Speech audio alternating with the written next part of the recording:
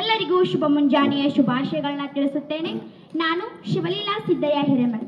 ವೇದಿಕೆ ಮೇಲೆ ಆಸೀನರಾಗಿರುವ ನಮ್ಮ ಗ್ರಾಮ ಪಂಚಾಯಿತಿ ಅಧ್ಯಕ್ಷರೇ ಮತ್ತು ಸರ್ವ ಸದಸ್ಯರೇ ಹಾಗೂ ನಮ್ಮ ಶಾಲೆಯ SDMC ಅಧ್ಯಕ್ಷರೇ ಮತ್ತು ಸರ್ವ ಸದಸ್ಯರೇ, ಗುರುಗಳೇ ಮತ್ತು ಗುರುಮಾತೆಯರೇ ಹಾಗೂ ನನ್ನ ಸಹಪಾಠಿಗಳೇ, ಎಲ್ಲರಿಗೂ 77ನೇ ಗಣರಾಜ್ಯೋತ್ಸವದ ಹಾರ್ದಿಕ ಶುಭಾಶಯಗಳನ್ನ ತಿಳಿಸುತ್ತೇನೆ.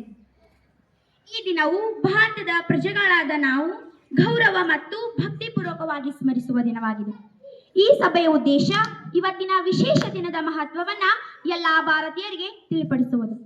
1949 ನವೆಂಬರ್ 26ರಂದು ನಮ್ಮ ಸಂವಿಧಾನ ಅಂಗೀಕಾರವಾಗಿ 1950 ಜನವರಿ 26ರಂದು ನಮ್ಮ ಸಂವಿಧಾನ ಜಾರಿಗೆ ಬಂದಿತು. ನನ್ನ ಹೆಮ್ಮೆಯ ಭಾರತ ದೇಶದ ಸಂವಿಧಾನದ ಪಿತಾಮಹ ಡಾಕ್ಟರ್ BR ಅಂಬೇಡ್ಕರ್ ಎಂದು ಹೇಳಲು ನನಗೆ ಅತೀವ ಸಂತೋಷ ಎನಿಸುತ್ತದೆ.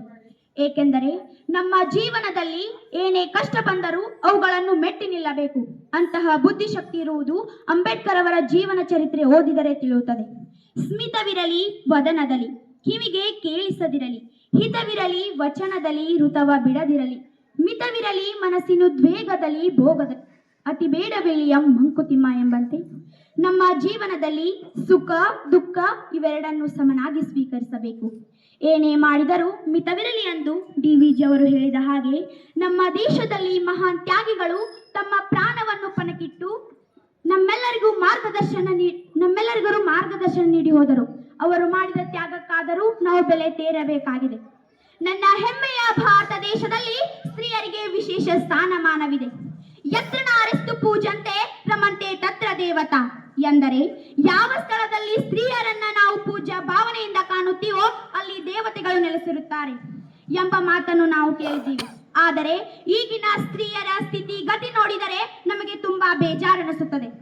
ಮೊನ್ನೆ ಸಾಮಾಜಿಕ ಜಾಲತಾಣಗಳಲ್ಲಿ ನೋಡಿದ್ದೇವೆ, ಸ್ತ್ರೀಯರು ಹೊಸ ವರ್ಷವನ್ನ ಯಾವ ರೀತಿ ಆಚರಣೆ ಮಾಡುತ್ತಿದ್ದಾರೆ ಎಂದರೆ ಮದ್ಯಪಾನ, ಸಿಗರೇಟು, ಗಾಂಜಾ ಸೇವನೆ ಇವೆಲ್ಲವನ್ನು ಮಾಡಿ ನಡು ರಸ್ತೆಯಲ್ಲಿ ಕುಡಿದ ಅಮಲಿನಲ್ಲಿ ಜೋಲಿ ಹೊಡುತ್ತಾ ಹೊರಟಿದ್ದಾರೆ.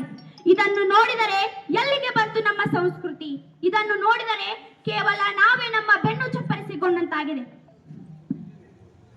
ನಮ್ಮ ದೇಶವನ್ನು ದಯವಿಟ್ಟು ಇಲ್ಲಿ ಬಂದಿರುವ ನನ್ನ ತಂದೆ ತಾಯಿ ಸಮನಾಗಿರುವ ಪಾಲಕ ಪೋಷಕರಲ್ಲಿ ಕೈ ಮುಗಿದು ಕೇಳಿಕೊಳ್ಳುತ್ತೇನೆ. ಏನೆಂದರೆ ನಮ್ಮ ಮಕ್ಕಳಿಗೆ ಒಳ್ಳೆಯ ಶಿಕ್ಷಣ ಕೊಡಿಸೋಣ, ಒಳ್ಳೆಯ ಸಂಸ್ಕಾರ ಕೊಡಿಸೋಣ, ಒಳ್ಳೆಯ ಬಟ್ಟೆಗಳನ್ನು ಕೊಡಿಸೋಣ, ಸಿಹಿ ತಿನಿಸುಗಳನ್ನು ಕೊಡಿಸೋಣ. ಆದರೆ ಅದರ ಜೊತೆಗೆ ಒಳ್ಳೆಯ ಸಂಸ್ಕಾರ ಎಂಬುದನ್ನ ದಿನಂಪ್ರತಿ ನೆನಪಿಸಿಕೊಡೋಣ ಎಂದು ಪ್ರತಿಜ್ಞೆ ಮಾಡೋಣ. ನಮ್ಮ ದೇಶವನ್ನು ಉಳಿಸಿ ಬೆಳೆಸುವಲ್ಲಿ ಪ್ರಮುಖ ಪಾತ್ರ ನಮ್ಮದಾಗಿದೆ. ಇಂದಿನ ಮಕ್ಕಳು ನಾಳಿನ ನಾಗರಿಕರು. ಅವರನ್ನು ಯಾವ ರೀತಿ ಬೆಳೆಸಬೇಕೆಂಬುದು ಪಾಲಕರ ಆದ್ಯ ಕರ್ತವ್ಯವಾಗಿದೆ.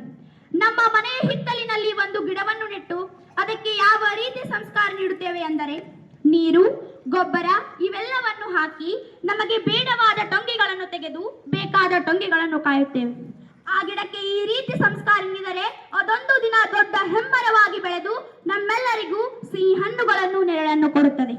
ಅದೇ ರೀತಿ ನಮ್ಮ ಮಕ್ಕಳು ಏನು ಬೇಡವಾದ ಕೆಲಸ ಮಾಡುತ್ತಿದ್ದಾರೆ, ಯಾರ ಜೊತೆಗೆ ಕೂಡುತ್ತಿದ್ದಾರೆ ಎಂದು ಪಾಲಕರು ಗಮನಿಸಿದರೆ ನಮ್ಮ ಮಕ್ಕಳು ದಾರಿ ತಪ್ಪುವುದಿಲ್ಲ. ನನ್ನ ಹೆಮ್ಮೆಯ ಭಾರತ ದೇಶ ವಿಶ್ವಗುರುವಾಗಿ ಮೆರೆಯುವಲ್ಲಿ ಎರಡು ಮಾತಿಲ್ಲ. ನಮ್ಮ ದೇಶದ ಪ್ರಮುಖ ಆಸ್ತಿಗಳು ಒಂದು ನಮ್ಮೆಲ್ಲರಿಗೂ ಅನ್ನ ಹಾಕುವ ರೈತ ಮತ್ತು ಗಡಿ ಕಾಯುವ ಸೈನಿಕ. ರೈತ ನಮ್ಮ ದೇಶದ ಬೆನ್ನೆಲುಬು ಎಂದು ಹೇಳುತ್ತೇವೆ, ಆದರೆ ರೈತನ ಈಗಿನ ಸ್ಥಿತಿ ನೋಡಿದರೆ ಅತಿ ಗಂಭೀರ. ರೈತನಿಗೆ ಬೇಕಾದ ಸೌಲಭ್ಯಗಳು ದೊರೆಯುತ್ತಿಲ್ಲ. ರೈತನು ಬೆಳೆದ ಬೆಳೆಗೆ ಒಳ್ಳೆಯ ಬೆಲೆ ನಿಗದಿಯಾಗುತ್ತಿಲ್ಲ. ರೈತನು ತನ್ನ ಜೀವನ ಚಕ್ರವನ್ನು ಉಳಿಸಲು ದಿನಂಪ್ರತಿ ಸಾಲ ಸೂಲ ಮಾಡಿ ಅದನ್ನು ತೀರಿಸಲಾಗದೆ ನೇಣಿಗೆ ಶರಣಾಗುತ್ತಿದ್ದಾನೆ.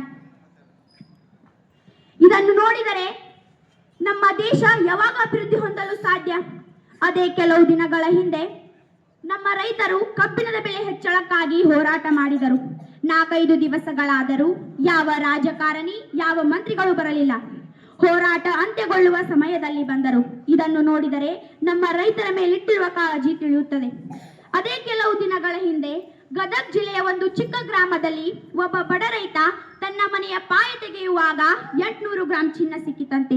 ಅದನ್ನು ಕೇಳಿದ ಕೂಡಲೇ ತಹಸೀಲ್ದಾರ್, DC, ಸಚಿವರು, ಅದಕ್ಕೆ ಸಂಬಂಧಪಟ್ಟ ಅಧಿಕಾರಿಗಳು ಬೇಗನೆ ಆ ಸ್ಥಳಕ್ಕೆ ದೌಡಾಯಿಸಿದರು.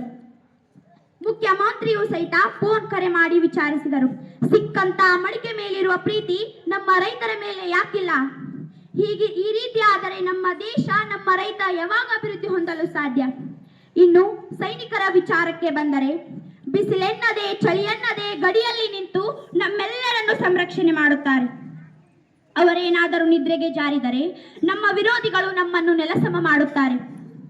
ಆದರೆ ನಮ್ಮ ದೇಶದಲ್ಲಿದ್ದುಕೊಂಡು ನಮ್ಮ ದೇಶದ ಪವಿತ್ರ ಜಲವಾದ ಗಂಗಾ ಜಲವನ್ನೇ ಕುಡಿದು ದೇಶದ್ರೋಹಿ ಚಟುವಟಿಕೆ ಮಾಡುವ ದೇಶದ್ರೋಹಿಗಳಿಗೆ ತಕ್ಕ ಪಾಠ ಕಲಿಸಬೇಕಾದರೆ ನಾವು ಶಿಕ್ಷಣವಂತರಾಗಬೇಕು, ಸಂಸ್ಕಾರವಂತರಾಗಬೇಕು, ಸೃಜನಶೀಲರಾಗಬೇಕು. ನಮ್ಮಲ್ಲಿ ಜಾತೀಯತೆ, ಮೇಲು ಕೀಳು, ಬಲಪಂಥ, ಎಡಪಂಥ, ಮಧ್ಯಮ ಪಂಥ ಎಂಬ ಭೇದಗಳನ್ನು ತೆಗೆದುಹಾಕಿ ಎಲ್ಲ ಪಂಥಗಳಿಗಿಂತ ಮನುಜ ಪಂಥ ದೊಡ್ಡದು ಎಂದು ತಿಳಿದು ಮನುಜ ಮತ ವಿಶ್ವಪಥ ಸರ್ವೋದಯ ಸಮನ್ವಯ ಎಂಬ ವೇದಘೋಷ ನಮ್ಮದಾಗಬೇಕು. ಆಗ ತಾನೇ ನಮ್ಮ ದೇಶ ವಿಶ್ವಗುರು ಎಂಬ ಪಟ್ಟ ಧರಿಸಲು ಸಾಧ್ಯ. ನೀವು ಎಲ್ಲರೂ ಒಗ್ಗೂಡಿ ನಮ್ಮ ದೇಶಕ್ಕಾಗಿ ಪ್ರಾಣವನ್ನು ಪಣಕ್ಕಿಟ್ಟ ದೇಶಭಕ್ತರ ಜೀವನ ಚರಿತ್ರೆಯನ್ನು ನಮ್ಮ ಮಾರ್ಗದರ್ಶನವಾಗಿಟ್ಟುಕೊಳ್ಳಬೇಕು. ಆಗ ತಾನೇ ನಮ್ಮಲ್ಲಿ ದೇಶ ಪ್ರೇಮ, ದೇಶಭಕ್ತಿ ಪುಟಿದೇಳಲು ಸಾಧ್ಯ ಎಂದು ಹೇಳುತ್ತಾ ನನ್ನ ಚಿಕ್ಕ ಭಾಷಣಕ್ಕೆ ವಿರಾಮ ನೀಡುತ್ತೇನೆ. ಭಾರತ್ ಮಾತಾ ಕೀ. ಧನ್ಯವಾದಗಳು.